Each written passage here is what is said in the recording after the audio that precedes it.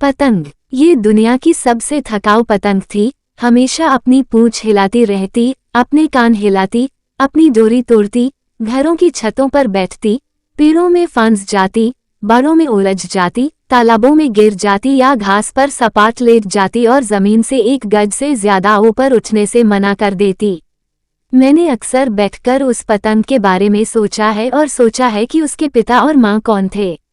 शायद वे बहुत गरीब लोग थे, जो सिर्फ अखबार और छोटी छोटी आम डोरियों से बने थे, जिन्हें दिन रात उड़ना पड़ता था और जो कभी अपने बच्चों को समय नहीं दे पाते थे या उन्हें ठीक से पाल नहीं पाते थे। ये सुंदर थी, क्योंकि इसका चेहरा बर्फ की तरह सफ़ेद था और कान गुलाबी और सफ़ेद थे, और इनके साथ कोई भी, पतंग तो दूर की बात है, सुंदर होने से बच नहीं सकता था। लेकिन हालांकि पतंग सुंदर थी, यह अच्छी नहीं थी और यह सफल नहीं हुई। इसका अंत बुरा हुआ। ओह, वास्तव में बहुत भयानक। यह एक दिन छत पर फंस गई, एक आम लाल छत जिसकी चिमनी टूटी हुई थी और 3 टाइलें गायब थीं। वो वहीं अटक गया और हिलने को तैयार नहीं था। बच्चों ने उसे खींचा खींचा, मनाया और रोया, लेकिन फिर भी वह नहीं हिला।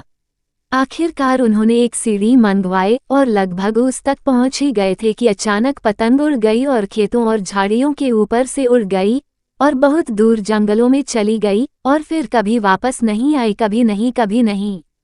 प्रिया, बस इतना ही। लेकिन मैं कभी कभी सोचता हूँ कि शायद अंधेरे देवदार के पेड़ों और गर्जन करने वाले समुद्र के पार पतंग अभी भी उड़ रही है, आगे और आगे, दूर और दूर, हमेशा और हमेशा के लिए।